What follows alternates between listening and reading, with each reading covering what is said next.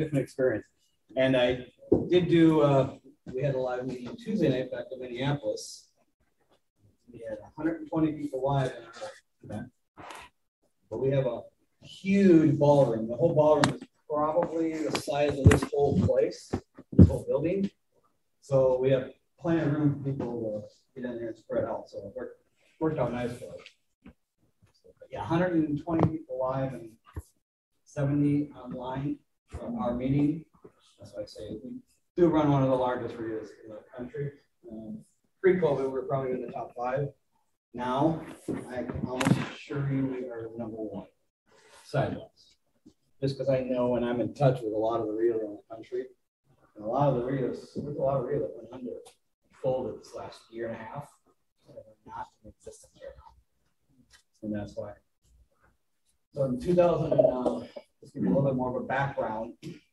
2008, when real estate markets crashed back then, I was running at REIA 2 and then got back on our feet. And there was another national speaker, some of you may know her, Robin Thompson. We were good friends, and she said at that time, my mission is to help all the REIAs that want to survive, to help them survive and get back on their feet. Robin Thompson was a one-woman crew, and she just ran around the country and helped all the REIAs that wanted her help to get back on their feet. Which back then, I was the one that needed her help. Well, this time around, and I was just talking to Robin the other night, she was a speaker. So this time around, I'm following in your footsteps. I'm now that one that's going to be running all over the country, helping the REIAs who did survive and want to get back on their feet, get back on their feet. And we appreciate that, don't we? Yes. So let's get to what we're here for. All right. This is a typical scenario. Seller thinking about selling their house. What do? They go to Zillow. And Zillow says, oh, your house is worth $255,000. Okay. Is that not their first step? Every seller's first step. Zillow has created an environment that has become the norm. Right? So Zillow is the big dog that we have to deal with. We can't defeat Zillow. We can't beat them. We can't even compete with them. And we don't need to. But we can use the resources that they provided for us. Now, there are some pros and cons to what they've done over the years. This is one of the negatives, is the fact that they tell everybody what their house is worth, whether it's right or not. When they log on, they see that, they think that. And I'm also guilty of that myself. But I also don't stick with the first impression.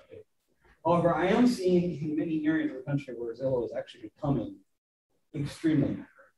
Whereas they weren't 5 years ago. In the major metropolitan areas where they are very heavily involved in, they're actually becoming as accurate or more accurate than I think you need to get up there in some cases. So let's look at this. They think the house is worth $255,000, and then they know that they owe roughly $150,000 on the property. Now, if they bought the house 20 years ago and they haven't done any work on it, how much do they think the work is going to need? I don't think it needs anything. Doesn't need anything, maybe $5,000. Paint or some carpet. Right, paint some carpet, repair replace the screen on the one window, So in their mind, it's going to be $10,000 at the most for renovation costs. So that means that their net's going to be what? Exactly, $95,000. That's what they're thinking in their mind, their net. So yeah, let's sell the house and we'll net $95,000. Right, so then they give us a call off of our marketing, or however else they found our number. They give us a call. We go out and look at the property. And what did we come up for repairs? Maybe $50,000, $47,000, let's say in this example. Well, their net just went from $95,000 down to $58,000. So they're thinking $95,000, but based on our numbers, without us even building a profit margin, just to get the property worth $255,000, you have to spend $47,000. That's investor numbers, not even retail numbers. Okay. So their net just about got cut in half, right? But what's the one thing that everybody forgets? Exactly. Cost to sell, $23,000.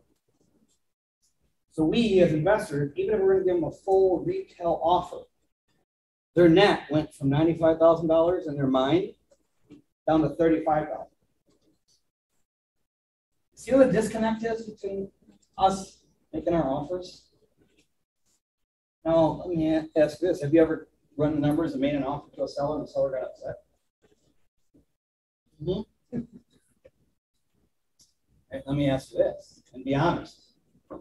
Have you ever made an offer to a seller, or ran the numbers, we were going to make the offer, but because the number was so low, we didn't even bother making the offer? Anybody? Guarantee you, almost every one of us has done it. Yes. Even if we, in our minds, are saying we don't do it, there's still a few when we ran the numbers and we just never got around to it. Spread so far away, I know the seller's not going to pay. Right. Bottom line, now in every class I would get somebody to say, no, I make an offer every time no matter whether I accept the seller or not. It's just a numbers business, right? Anybody have that opinion?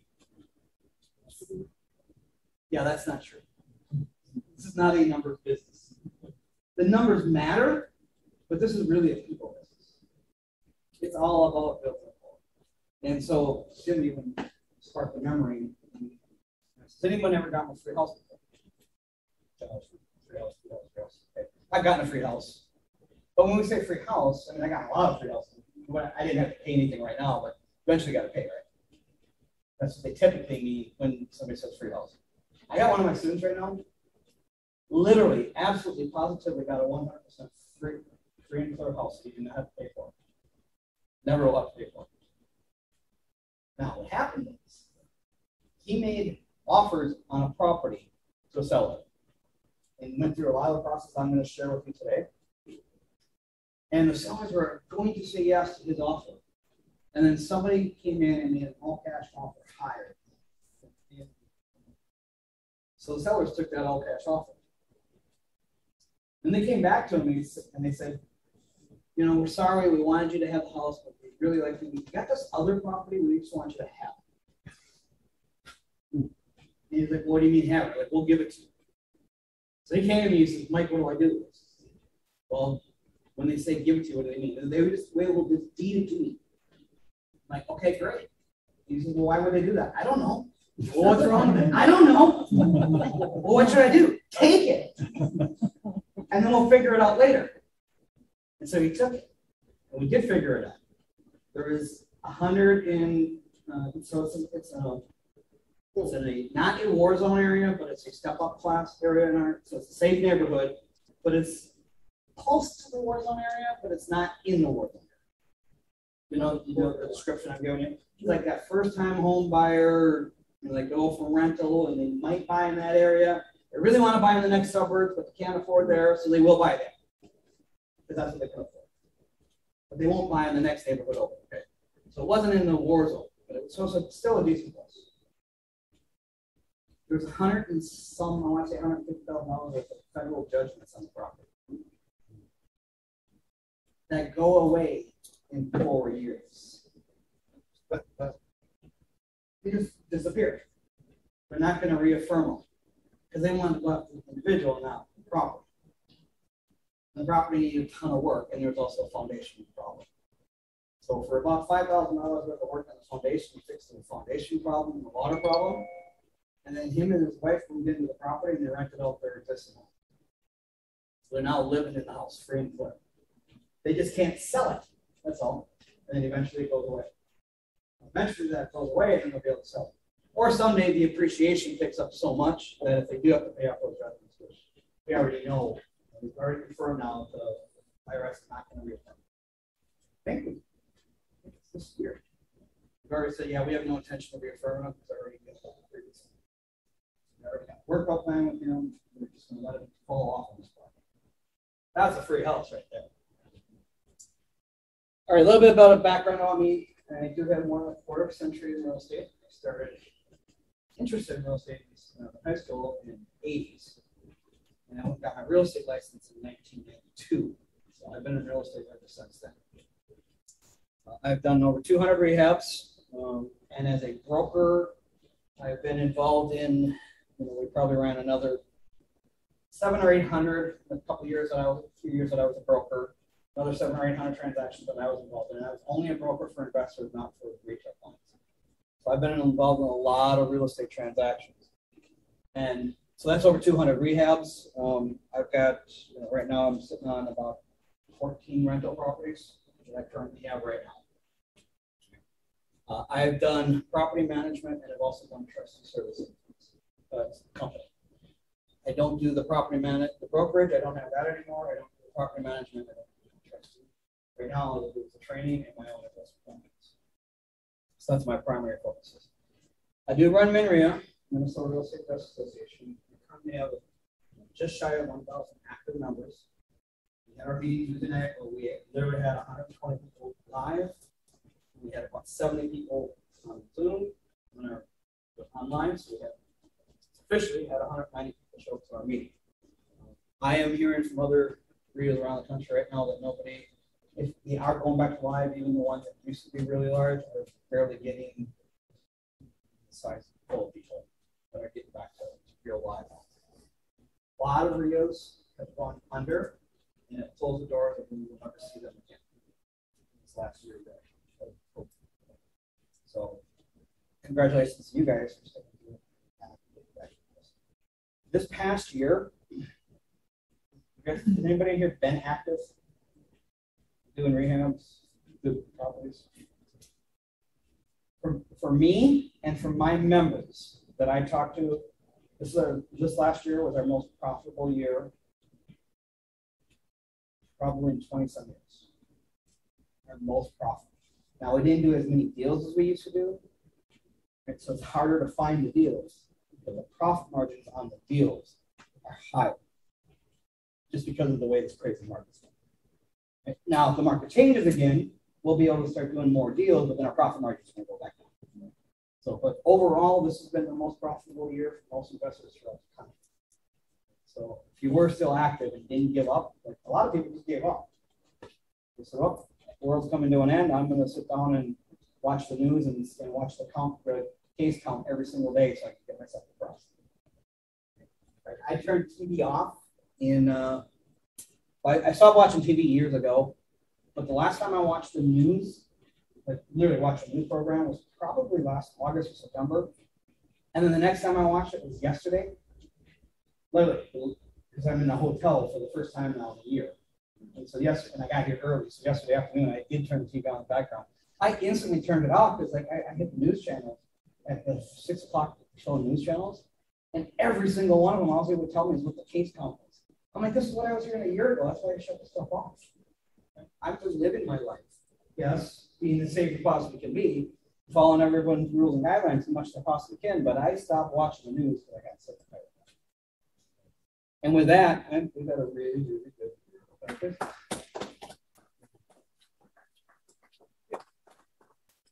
So I did start REIA in 2002, grew into one of the premier REIAs around the country. And then I also have another company that's called Real Estate Promo. Many of you may have seen that. That is the backbone of the website we got. So what happened is I started REIA in 2008 after the market crashed, and I was getting back on our feet. I had to rebuild it and redesign it. And I built a system for running our REIA. So it's a full-blown system. And then in 2011, one of the national speakers that came through and said, "Mike, you need to make this available for everybody." Well, that was not my plan. That was not my idea. So I know I'm not going to do it. And they kept saying, "Yes, you need to do it. You need to do it." So a year later, I had 2 more national speakers say, "Mike, you need to make this available for everyone. Everybody needs this." So I finally, in 2012, I finally sat down and started making it available. You guys are now using that system. So West DFW REIA is on this system. And that's where I'm going to share with you guys tonight. Now, I did say, I'm not a national speaker. I'm doing my local training. I will not go and speak to another group that is not on our platform. Right now, we have 70 different REIAs on our platform. We've gaining some new ones right now, but we lost 20 of them in the last year. Like, I know that they're no longer even open. They closed their doors.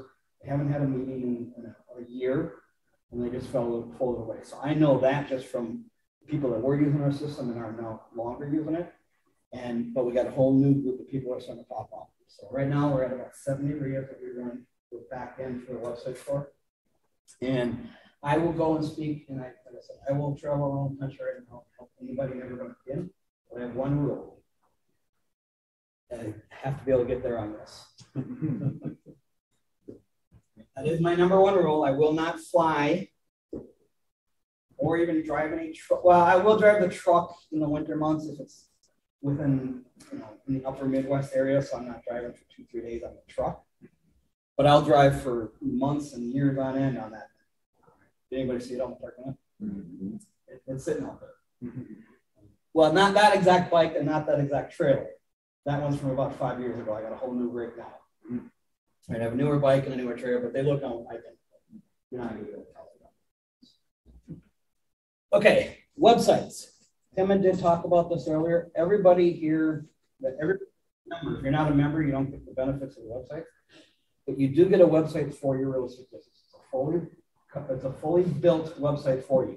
There's nothing you need to do other than put in your business name and your contact information to build the website for you.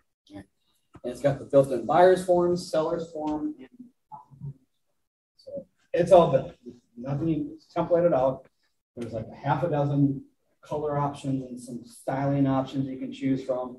So, but it's really, really simple. You just got to activate that. In fact, you guys should have a form. I think we hand one out. One of those forms, got the picture of the phone, this one here. Okay.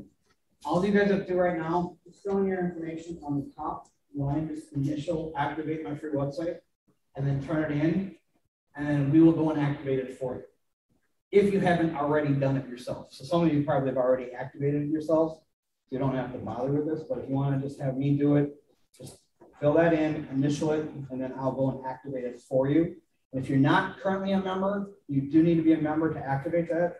Then you're going to want to have us update you. So talk to Tim or Michelle, and they'll get your membership updated, and then get this activated right away. Okay, so that's important. You're going to want to have that because once you start advertising your properties, and whether it's property for sale or for rent, it's going to show up on your site. It's going to show up on the DFW's website. It's also going to show up on Real Estate Promo, which is a national database, national background system. Okay. And then what we do is at the end of every single day, the system checks any new property leads from the members and then emails it out to everybody in the database for the West DFW REIA. So that's how you're going to get that's your buyers list right there. So especially if you're a wholesaler or you're just trying to unload some inventory for whatever reason. Even your retail stuff, put it on there. And then you can do your advertising and marketing and put a link to your website so people can go see pictures and you can detail on your property. So it's a good marketing platform as well. But when you talk about the website, that's what I was trying to get earlier. So, I mean, my website, I own PamCleary.com. Mm-hmm. But if you put in PamCleary.com, it's not going to take you to that. My question was earlier, in order to set it up, I have to go through the DFW, the West DFW REI to go that way to set it up. Is that correct? Yes, this is all through the West DFW REI Group website. Okay. Activate it there. And you can either use, if you already have a domain that's not being used on anything else, you can use that. You go onto the West DFW site, my account, and then how-to videos. There's a whole series of how-to videos in there. One of them is going to be on how to get a domain name and set up the forwarding to your site. Okay. So I've already got the how-to videos in there for you, how to use the websites, how to put the property leads in there. So anything that has to do with your personal websites, go to my account and how-to videos, and I'll walk you through all those detailed steps. So make it as easy as possible. Plus, Tim can help you. And also, if you're still struggling with just doing anything with the websites, I have a full-time staff. And you can just call my office, and you guys will get my contact information. It's on the sheets. The bottom of the sheet's got Real Estate Promo and my office number. I have 2 people there Monday through Friday, 9 to 5, that are there to help you guys with your websites. Because I was under the impression that if you went to Real Estate Promo, that you can log in that way, but that's not true. No, it's everything. Okay. You can, but you guys are getting it through West DFW. Okay. So it's already incorporated into the West DFW REIA's website. So you do everything through West DFW. Okay. You don't need to go into Real Estate Promo. If you weren't associated with West DFW, then yeah, you would have to go create yourself an account there. But you guys don't need to create an account there. It's all directly through West DFW. You don't have to go to Real Estate Pro. The website is powered by Real Estate Pro. You don't go there. Gotcha. Make sense now? Okay, I'm glad you asked that question. Yeah, that was good. Yeah. All right. And oh, this is I don't know if this audio is gonna play. It was working, and I tried it last night, and it wasn't. Let's see if it's gonna work. This is Jeff. Yep. So audio's not working. I don't know what happened to the audio on this video. I'm gonna have to try to figure it out. Anyway, he's from the Michigan area. He's a full-time wholesaler, and I ran into him at another conference a couple of years ago. And he came up and said, Mike, I just want to thank you. And I said, hey, can I get a video? That was a great testimonial. Because I just want to thank you. He says, I'm a full-time wholesaler. We wholesale 2 to 3 deals a month. He works with, I think he said 2 other guys in their business. He says, but the system you set up with for the property leads and all that, he says, our leads get out. So we put the property on both the website from Michigan area and our own personal site that they have for their wholesaling business. He says, in half time, the properties are selling to the Michigan area site before they're selling through their own buyers list, because the system is all automated and it just happens without any human interaction. So it gets out there quicker, and it's getting out there to a larger audience that you may not have access to, because you're not at every single meeting getting every single person's contact info, whereas Tim is, because he's running with REIA, so it gets sent out to everybody from the REIA market office. So can I just expand on that, Mike? Yeah. So let me just try and give you an example of what that means. If you're brand new, you sign up today and you created your website today and you had a property available for sale and you posted it. Let's say you're brand new in the business. You just got lucky. People do, but you know, they get lucky. They don't have a buyer's list built. When you post that property on your group website and it syndicates up to the group website, that notification, that property is going out to thousands of people. So you go from 0 buyers to thousands by becoming a member and posting your deals on your free website in the group, because it goes up to the group site and then to the real estate promo. Right. In other words, what you're getting is that online person that says, I'll build your website and get yourself marketed for $2,500, and you're going to have to spend $500 a month in SEO to keep your website out there so people can find your leads. Right. You're getting that for free as being a member of the West DFW. Can I make a point? Anybody watching the Olympics? You know how if you do something with a bigger degree of real estate does not work like that. There is no bonus points for doing it the hard way. You could spend the next 3 years trying to figure out how the hell you did that, and maybe even copy it. But why on God's green earth would you? Right.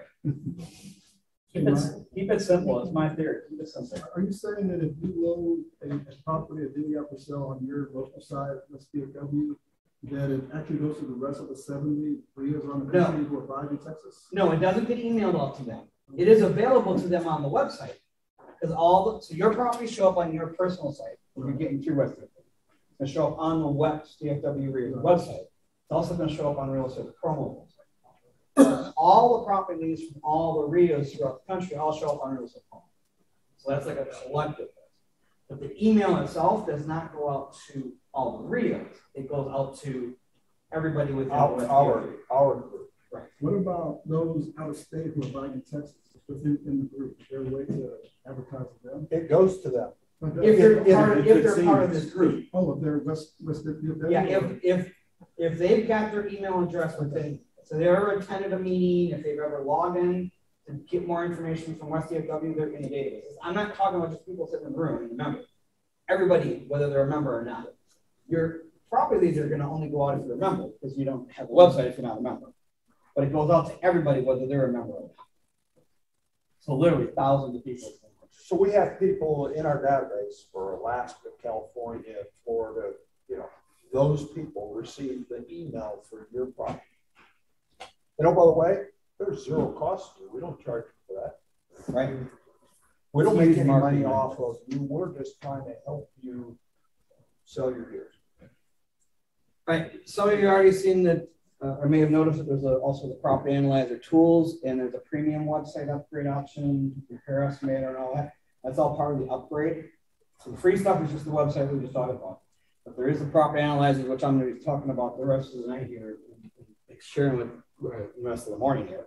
Sharing with you. I knew I was going to do it. The normal setup on that is $199 and $39 for non-members. As a REIA member, and while I'm here, the setup fee is going to be $99, and it's $29.95 per month. So that's the sales pitch. Get that out of the way. That's not really the sales pitch. That's just what it is for you guys all the time, whether I'm here or not. That's just the cost through the West DFW REIA site. But for while I'm here, you guys, I'm going to give you guys a bonus to get $100 off the setup fee. Right. So, and that's just, and that'll get you access to a premium upgraded website, which you have a lot more flexibility. You can create all your own content, upload videos, upload images, be a lot more proactive with your website. Plus, then it gets you all the property analyzer tools, which my goal is to blow your mind over the next hour on that. Show you what the property analyzer tools can do. All right, and I'll come back to that in a little bit. This is a testimonial I got from one of our members when I first started implementing this stuff. And what you got to remember now with all these tools that I'm going to be talking about here, the repair estimator and all that, this is all stuff that I use for my business, that I built systems to teach my agents to bring me deals. Right, so that's what I built. So this one here, and I cannot pronounce the guy's name. It's Nigerian. It's Mike. I think it's Mike. Oh, no. He's Mike. I'm Mike. I can't pronounce the investor's name. Right? We just call him Sonny. He said, just call me Sonny because he's so bright, but he's Nigerian, so we just call him Sonny, but I can't pronounce his actual name. He says, I updated my website to the pros, and I'm glad I did. Right away, I used the estimate tool to make a couple offers. The fact that the offers looked very professional and gave the sellers options made me look more serious in their eyes. I love the fact that it gives them options and quickly. I absolutely plan to use this tool in the future on my offers. This is when right after I first made this available. So all the tools that I've ever used for my business, I make available for everybody else. These are all the tools we're going to talk about. So let me go through a deal that I had a few years ago. I had a call from a lady, and she said, I want $200,000 for house. So, like, okay. Now, she was stuck on $200,000. So much so that I asked her at one point through our conversation, why 200? Where'd you come up with 200? First thing I asked her, where'd you come up with 200? And, I mean, she was adamant and stuck on 200. She said, because if you pay 200, you'll put $40,000 in renovations in the property, and you'll sell it for 300. If you do that, you're going to make a nice profit. That's her response to me asking, where'd you come up with the 200? How do you argue with that? Yeah. Right? Was she accurate in her numbers? No. Was she right? Yes. Theory was right. And so I'm like, okay. I didn't even know how to respond to that one. Usually I got a quick response to most things. This one I'm like, okay, well, let's move on to the next one. And then I asked her, I said, what happens if you don't get your $200,000? This is the takeaway clause. What happens if you don't? What are you going to do if you don't get it? And she said, I just skip ahead here. The story. Husband had passed away. So here's the rest of the story. Her and her husband, like I said, it's been a year and a half since I've done this presentation too. Her and her husband were buying, they were contractors. They were buying houses, living in them while they fixed them up, put their 2 years in, sell them, roll that over. They were going to do this one, and then their plan was to do one more and then retire. And own the next one free and clear. I mean, okay, that's a great plan. Now, she said $40,000. She's a contractor. I think she might know what she's talking about. Yeah. Yes. She pretty much knew what she was talking about. And as I found out in the business, her husband did all the work. She ran the business. So the one who really knew them, he came up with numbers, and she did all the administrative stuff. Put together the scope of work. She's the one that organized all the contractors. She's the subcontractor. She's the one with the bullet that was out there, subcontractor worked through and on, not showing up. She was the one out there with the bullet. He was just the subcontractor buddies, you know, and they were getting along and just doing work. So she really knew what she was talking about. And I said, well, what are you going to do if you don't sell? And this is for how she described this to me. She said, I'm already collecting Social Security. I can stay in this house and I can live here, but I won't be able to afford to go off to coffee and donuts for the girl right now. That was her way of telling me that she can afford the property, but she won't have any disposable. Okay. I was paying attention, so I gave you one clue to one of her motivations. Our goal is to find out more. And let's be honest, what are we, as investors, what are we looking for? Motivated sellers. And I get people in networking all the time. So, Mike, what are you looking for? I'm looking for motivated sellers. Great. Well, where are you looking for? Wherever there's a motivated seller. But what price? At the price if there's a motivated seller. All I care about is the motivated seller. I don't care about anything else. Once I got a motivated seller, I can figure out how to buy a house and make it work. Well, don't you worry about location? Don't they always say, well, location, location, location? Yes, but every single location of a house is, somebody wanted to live there at some point.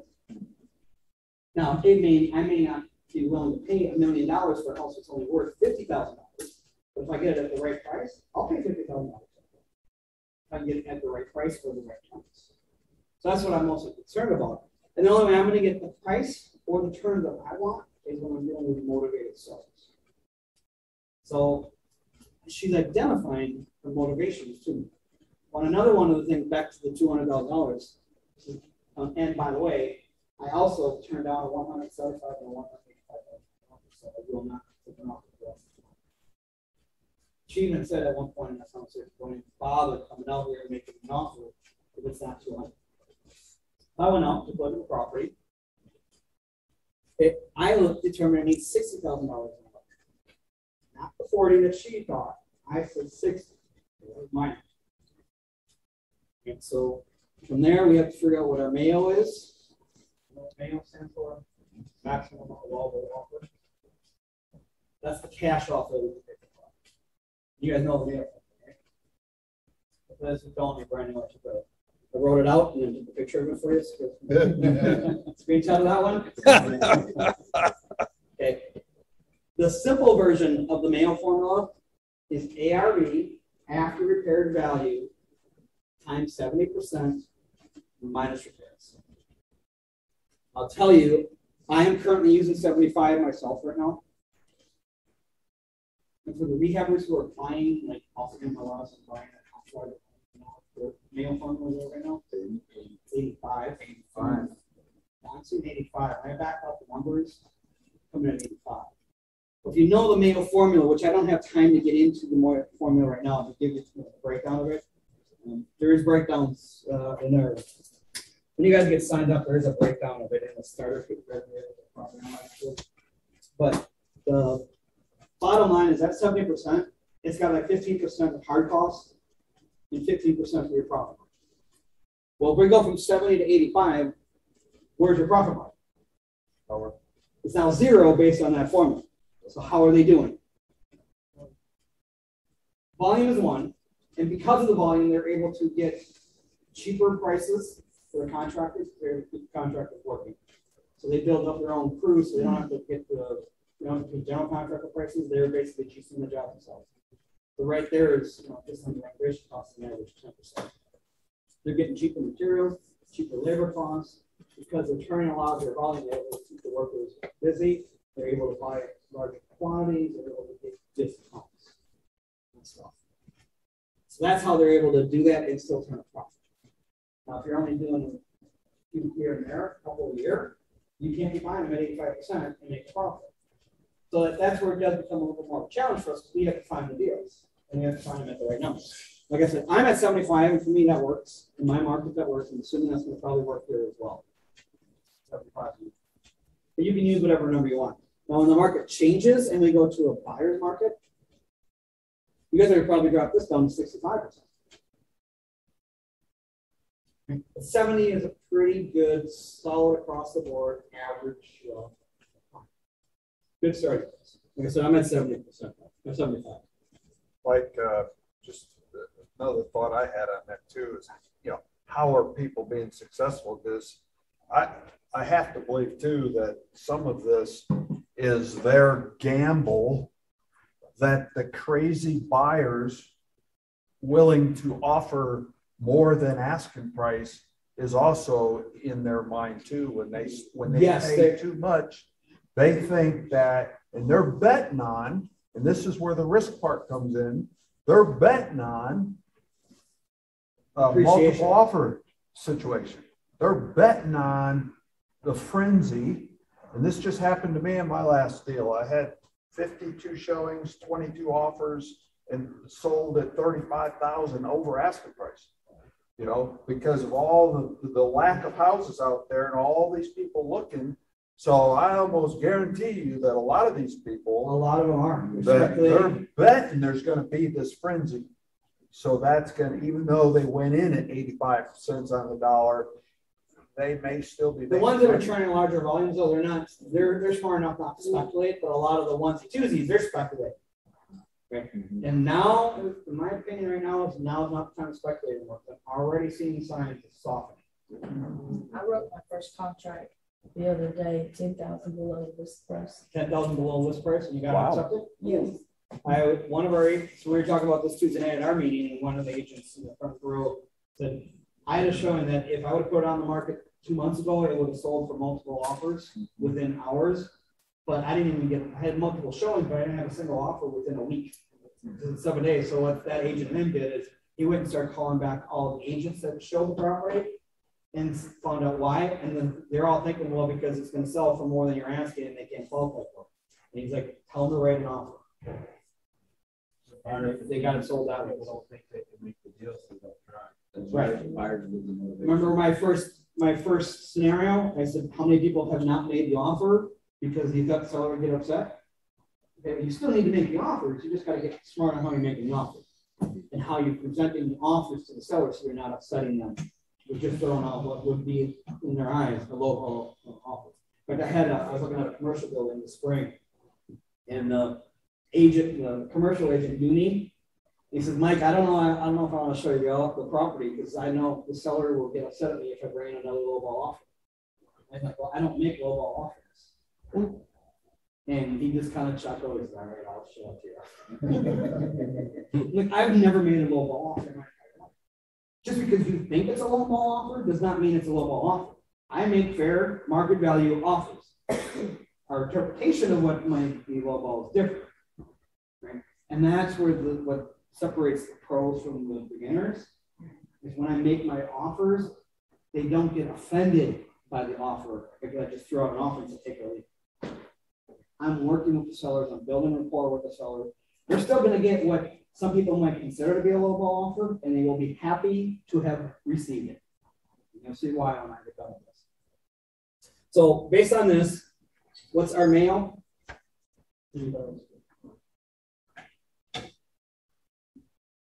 For those of you who are math challenged, it's 157. She's asking 200, and I'm coming in with an offer of 157. How many people seriously would not even bother making the offer at this point? Knowing that she said, don't bother making the offer. And I've already turned down the 175 and the 185 offer. How many people would even bother making the offer at this point? I can make it. 3 people. What's your like? Well, why bother? So here's what I did. I made her an offer. I said, I'll pay you 157 cash and I'll close quickly. But while I was at the property and it was all building report, I don't know that I'm going to be able to come up with $200,000 cash you're looking for, but if you're open to alternative solutions, I may be able to come up with a creative offer that can get me up to the 200. Are you interested? She said yes. Like, okay, so I went back, made the offer, and then I made her a second offer of $175,000. So I went from 157 to 175. And in my conversation with her, remember I asked her, takeaway, what are you going to do if you don't sell? Well, I can afford the property. It turned out she took out her husband had taken out a loan. They owed 111 on it, almost 112. So I said, all right, I'll take that over. The balance would be 63,000. I'll pay you 6,000 now. and I'll give you $477.12 a month until paid. What's that for the loan? Zero interest loan back to the seller. And why $477.12? Do the math. Money for donuts and coffee at Fridays. Yeah, we cover it. Yes. So that was my initial thought, too. But do the math. 63,000 minus the 6,000 is roughly 57. Divide that by 120 payments, which is 10 years, gives you $477.12. If I just did a 10-year amortization, I said, okay, I'll give you $6,000 now, but you're going to I'll pay you for 10 years on that. If you're interested, take it. Now, am I closer to her 200 that she was asking? But I'm not there yet. Right. So I got a little bit more creative and I said, okay, I will give you your 200, but I'm going to take over your mortgage. The balance will be $88,000, and I'll pay you $500 a month for 5 years. But to incentivize her to take this offer, I threw in a 5-year balloon payment.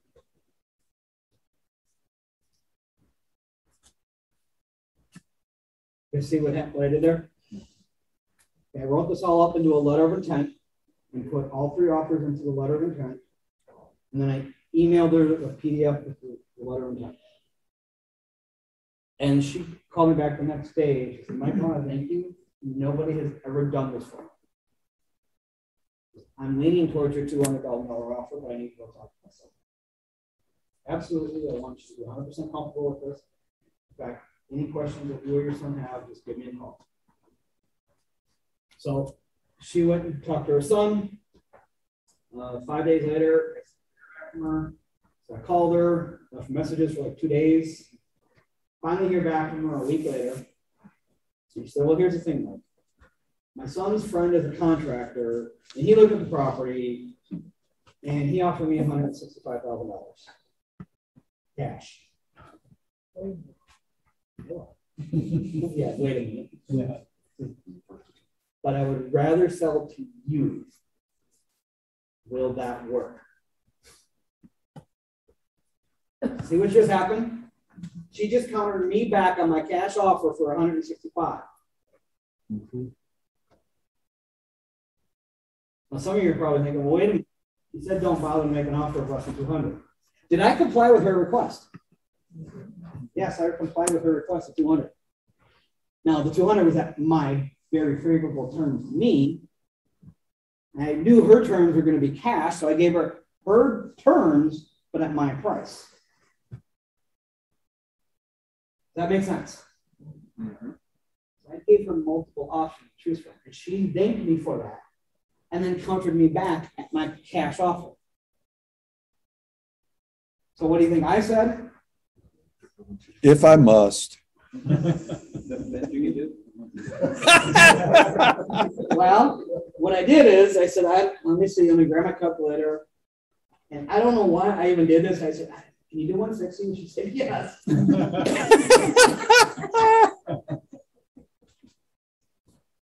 Now you're saying she already turned down a 175 and a 185 offer. You think those were legit offers? Probably not. Not true. My guess is yes, those were legit offers, but they're from other investors who just gave her verbal offers, never put anything in writing, and never did any follow-up with her.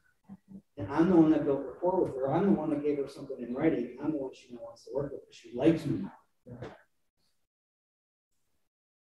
So I got the property for 160, which was my MAO at 70%. All because I went through and did all this. Now, when I do these and make these multiple offers like this, what I'm doing for is to soften them up to want to take my cash offer. So most of mine take the cash offer. But rather than me just coming out and making the cash offer and upsetting them without giving them other options or other reasons why. Now, we got to further back into this story, which I'll get to that in just a couple minutes. There's another part to the story, but I'll get to that in a few minutes when we talk about another part of it. Bottom line, though, is she countered me back on the cash offer. She liked the fact that I gave her what she was asking, but she realized she wanted cash with that offer. Now, for me, most of the time, the sellers will take option number one, which is the cash. And occasionally they'll take off a number 3. Now, which one do I want every single one of my sellers to take? 1. I want them to take 3 every time. I hate it when they take 1. This is the least profitable one for me. It's the biggest pain in the butt for me. And I have to turn around and rehab the property, or I have to wholesale. So I have to either count with cash, I have to go to the hard money lender. We're friendly. It's friendly, but I got to pay you. No, it's friendly. A friendly guy, you got to pay. Right? The problem is I got to pay off right away. Right? Unless I want to go and refinance it out and do the bird strategy. Like, that's not my thing. I would rather just flip it or wholesale. And right now, I wholesale. I don't even rehab it. I was rehabbing up until about 2015. I think 16 was maybe the last rehab I did for a while. But my business model's changed again. Started out as a rehabber, and then I stopped rehabbing and I started doing cash flow properties and then I became the lender. And then I lost everything in 2009, started back up again and rehabbing, stopped doing the rehabbing in 2014, 15. Now I'm the cash flow guy, now I'm getting back to being the lender. That's in my market. But what I want is the sellers to take this one all day long. Which one of these two is more profitable to us?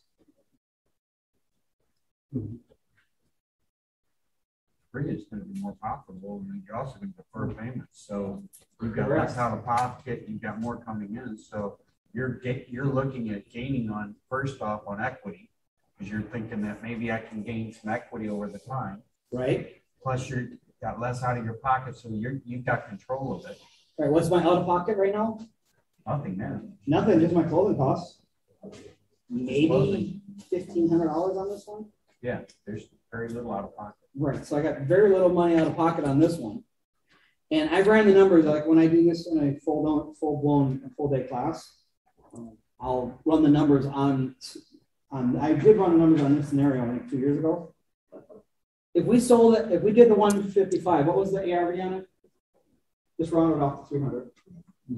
Yeah, right. Now on a 15% profit margin, so where's our profit on that one? 45,000. And then half of that goes to Uncle Sam. So what's my real profit on that? Yeah. Maybe 25, 27. If we do this one here, I would sell it on what's called a sweat equity program, where I don't do any of the work. I hold the financing. I become the bank. I become the financier. I make the interest on it. Somebody else does the work on it. That's a typical 3-year plan for me. And on that one, my net on that would be $78,000. I think if I remember right, $75,000 to $78,000 over a 3-year time frame, me putting no money down on it. And when they do cash me out, I make $78,000 over a 3-year time frame. And majority of that is going to be considered what type of taxable income? Long-term capital gain.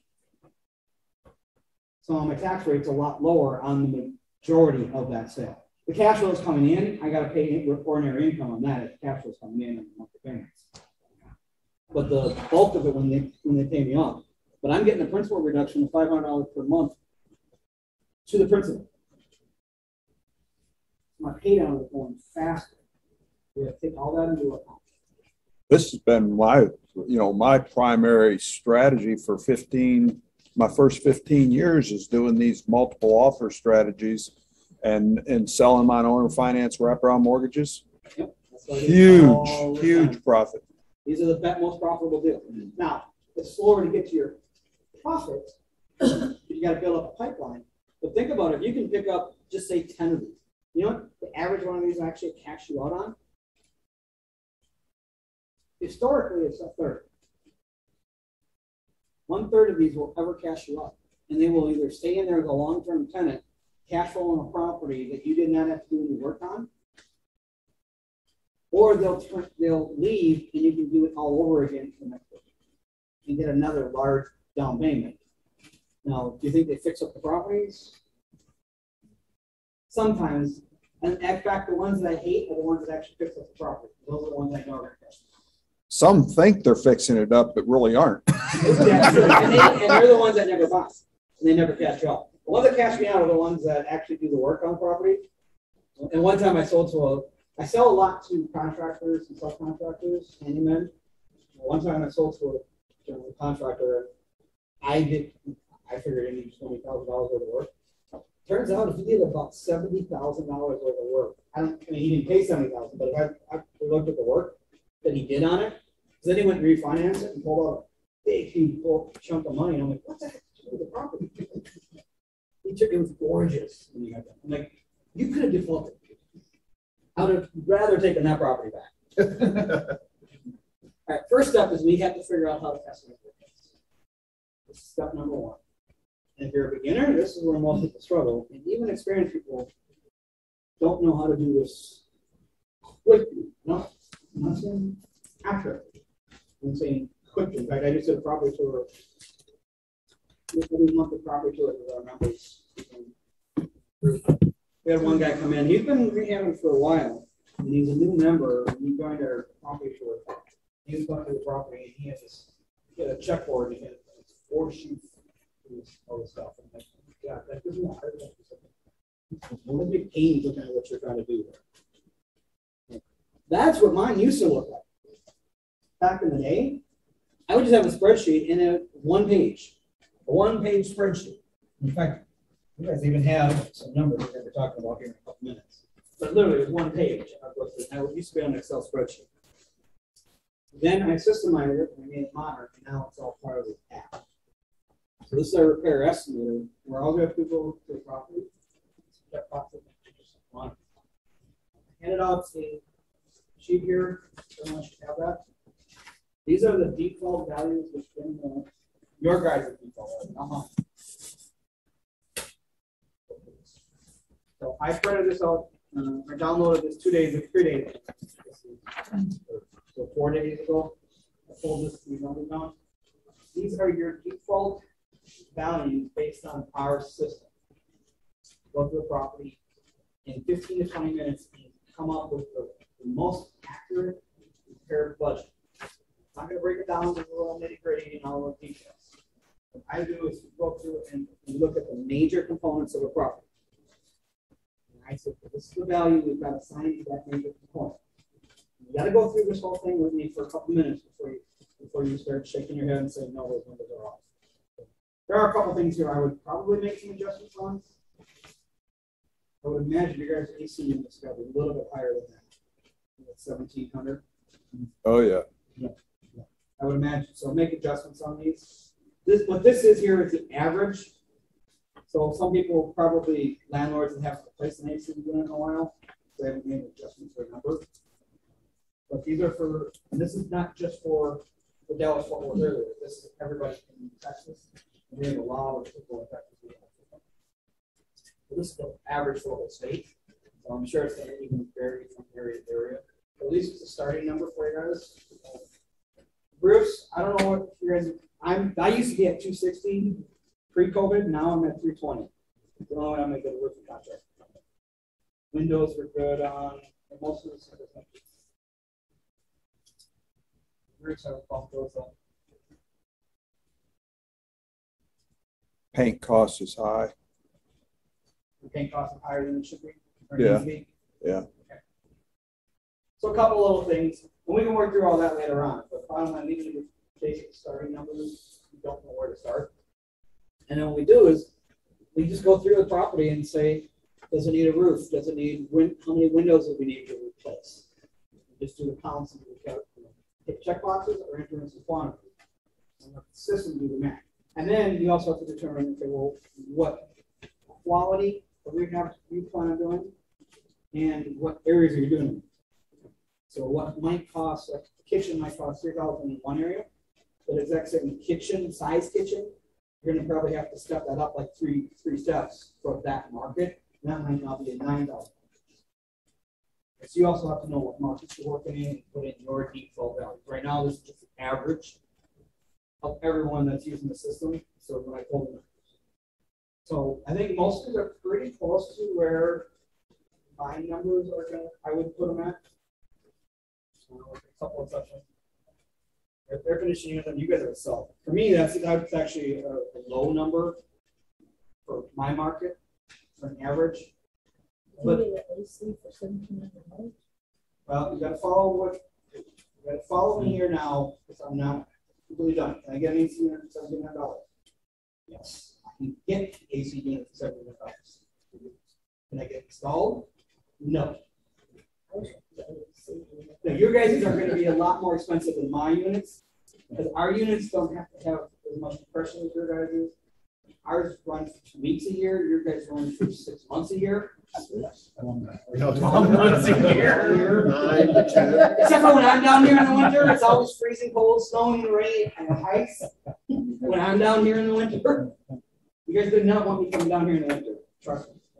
I was down San Juan. I was down there a couple years ago. I went down to McAllen, down the border, and it was literally warmer in Minnesota than it was in McAllen. And I was the only one that had a jacket because I flew down here. So I came from Minnesota in the winter. I had a jacket. I literally had to sleep in the jacket. The hotel did not have. They couldn't even buy heat, space heaters from the hardware store because the hardware store carried like you have 2 for emergency purposes, and so they sold. I was the only one that had a jacket you could sleep in. The sheets on the bed were no thicker than those tablecloths. It was cold. All right. So you just go through, get some check boxes, and then the system will do the calculations for you. So for a roof, for the windows, you just count how many windows. Right? And then you just go through the problem. Now, when I say the roof, one thing you got to realize, look at the bottom of the sheet. There's a miscellaneous items calculation. It's 25%. That's the average, and that's a pretty good average. So 20 to 25% is where most people fall in, depending on which numbers you use. So when I say roof is going to be $4,700, that's the major component of it.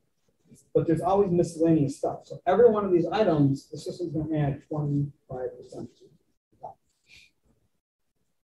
But this gets us to our accurate number. Now, this is the system that I put together from using what I learned from all the other rehabbers and trainers over the last 30 years.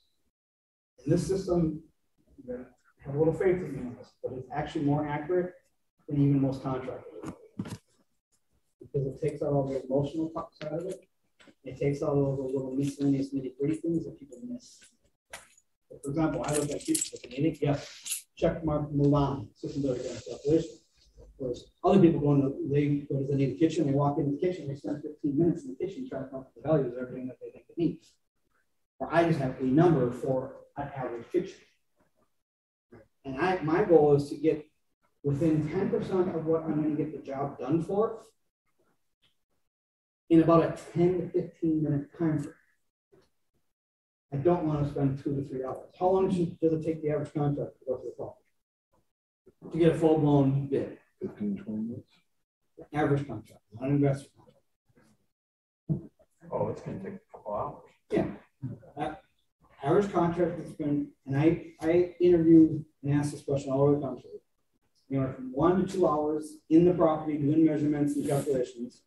I'm talking about for a full-blown, not just doing the bathroom or a kitchen.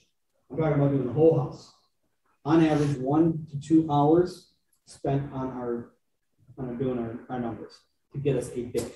Because they're going to go through and put, half of them are going to use a software program, the other half are going to do it old school with an Excel spreadsheet.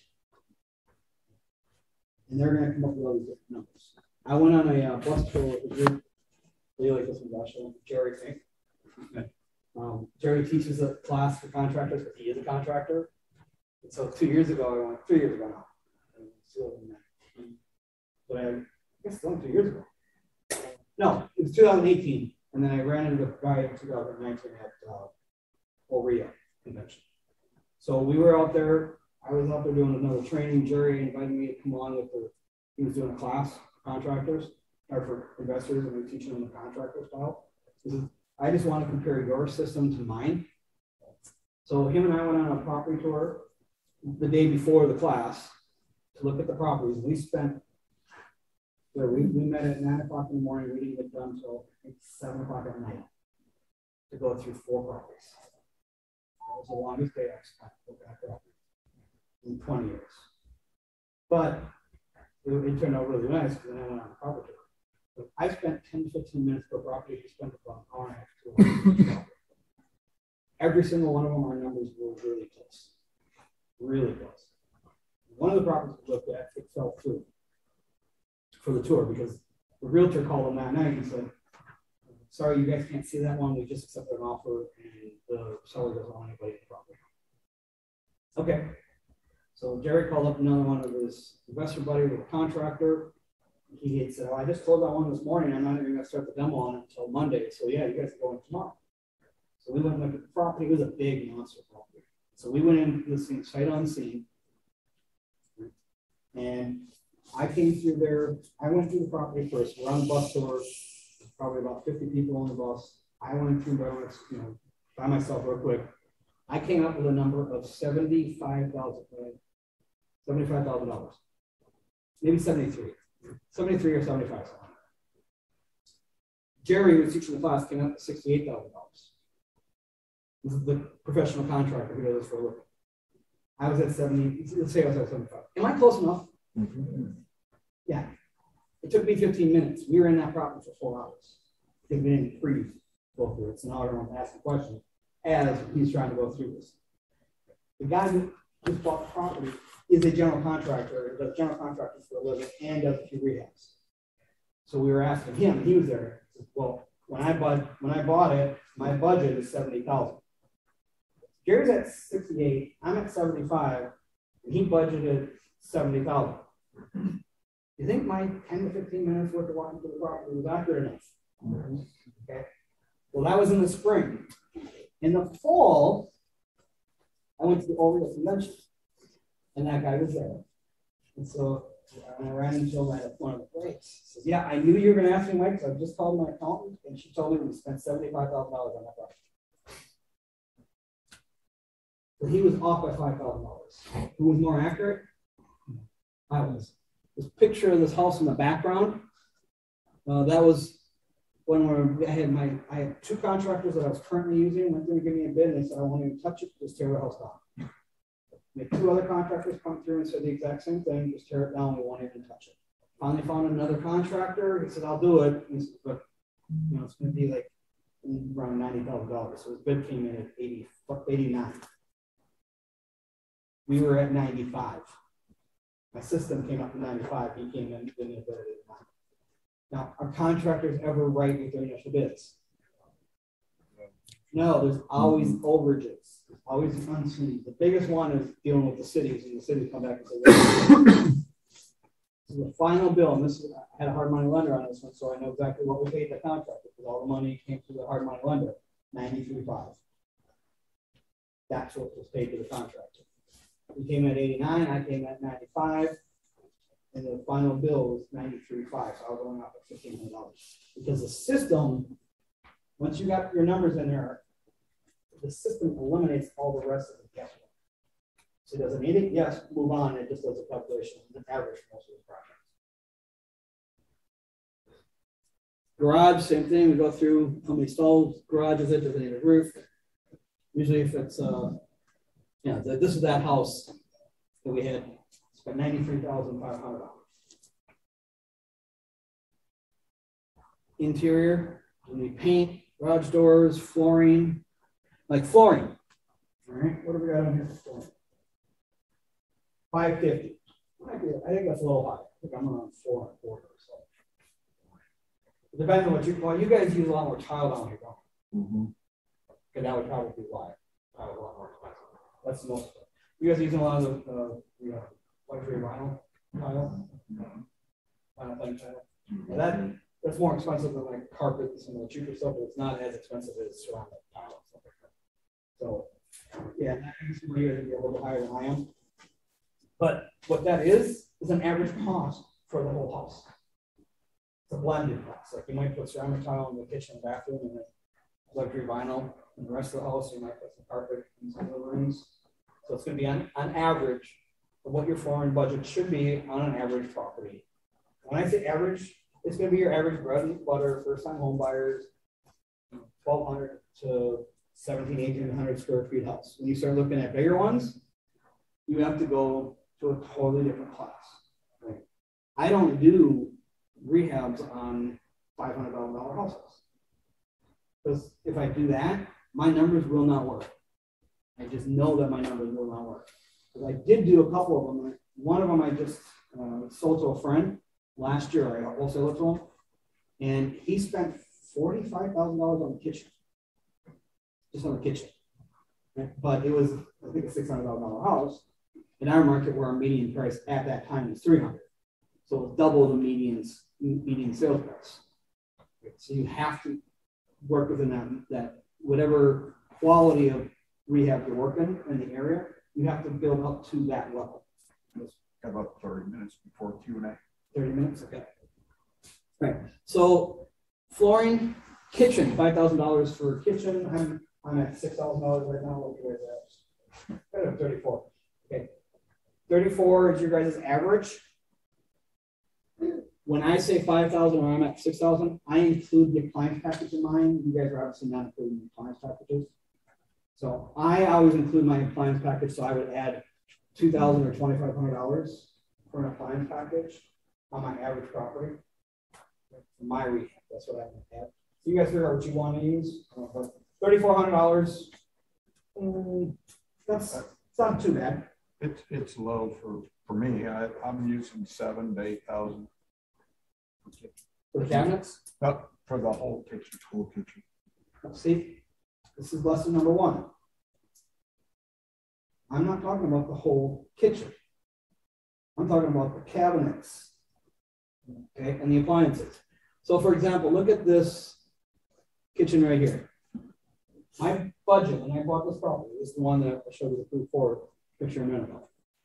My budget on this one was $5,000. So when I came through, I said, does it need a kitchen? I hit the checkbox. My software said $5,000. Do you know what I actually spent on it? Including the appliances? $5,800. But what does that include? That includes the base cabinets, the wall cabinets, granite on top, builder grade granite on top, and then the appliances. Does it include the floor? No. We've got another calculation here for the floor. So when I look at the house, what do I know about the square footage of the whole house? So I have a total finished square footage for the whole house number, which will include the kitchen. The paint, that's in its own budget. So can I do this whole kitchen for $5,000? No. This is probably about an $8,000 to $9,000 kitchen. So if I was just pulling a contractor to come through and say, just do the kitchen, well, then if they're just going to do the kitchen, it's probably going to be $10,000 or $11,000 for what you see right there. But based on our numbers, I'm blending in so many of these costs and all these other components. So my goal is just to figure out what's it going to cost to get to the number the contractor is going to do to make it look like that, without me knowing how to run those numbers like that. So for me, I'm at my number right now for that is $6,000. When I did this one, this is about 4 years ago, and my number was $5,000 on that one. Okay. I think the great thing about what Mike's done, though, is, he's given you good baseline system and numbers. And then as you build relationships with roofers and contractors and AC guys, you can tailor the numbers. Correct. So, and your business model. So if you're routinely doing $200,000 to $300,000 houses, you know what it's going to cost for a kitchen in a $200,000 to $300,000 house, and you plug those numbers in as the default numbers. Yeah, because the system uses your personal numbers, not the averages. The averages that I'm just showing you. So I can show you what the averages are for yours. That's the great thing about that system is you can tailor it to your business, your location. Yeah, because like if a hurricane or something come, or like when we had the lumber thing that just happened, so you said, so we can tailor it based on what the price skyrocket to and yes, and every item, like when you're going through this, so if I hit paint, I say, yep, I want to paint the, well, let's go to kitchen. We do the kitchen. And I hit calculate. The system's going to say, okay, I've selected a kitchen. I do not have a value, so it's going to say, what's my personal default value? Not the averages, not what somebody else is using. It's going to query the database and see what I have personally done for this checkbox, and it's going to come back and say 5,000. Now, let's say you know this kitchen is bigger than the average kitchen, even though I'm still going to do the same quality. It's bigger than the average kitchen. Maybe it's twice the size. So I know that this is going to cost maybe $8,000. You just manually change that to $8,000 and use that system. The calculation is only going to happen if you haven't assigned a value to it. If you don't assign a value, it'll go grab your default value.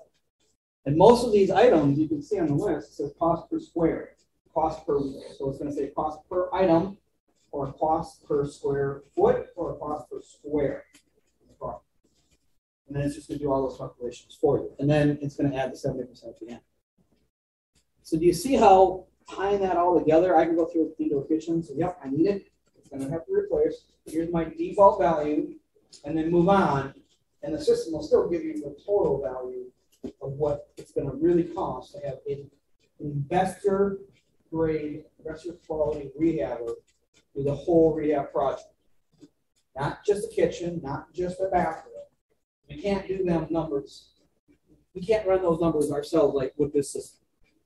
The system, if I was only going to do a bathroom, the system will be way off. It will not work. This is only for a full-blown rehab on an average pro. And FYI, every single property I look at, whether I intend to flip it, wholesale it, or hold on to it, or rent the property and not do any work, I still do all my renovation costs as if I was going to flip it and sell it to a first-time home buyer, retail, and make the thing just drop dead gorgeous. My properties are drop dead gorgeous. Like my rental properties, I renovate my rental properties to a level higher than most rehabbers rehab their resale properties. And by doing that, Here.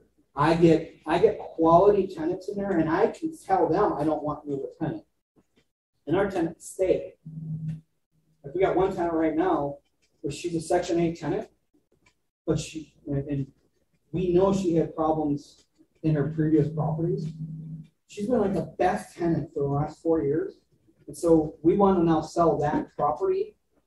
And so it's a duplex, and we're going to sell the property. And we got another house where a tenant just moved out of, and we're renovating that one. We renovated it 7 years ago. We're renovating it right now to get it back up to the quality it needs to be. And we asked that tenant, do you want to come over here? And so now she's going to have to pay $400 a month additional on top of what she's paying for Section 8. And she's like, yes. And every single day she's calling, is it ready to go? She's like, no, we just gutted the kitchen or the bathroom. You give us a couple weeks to get that bathroom done. Besides,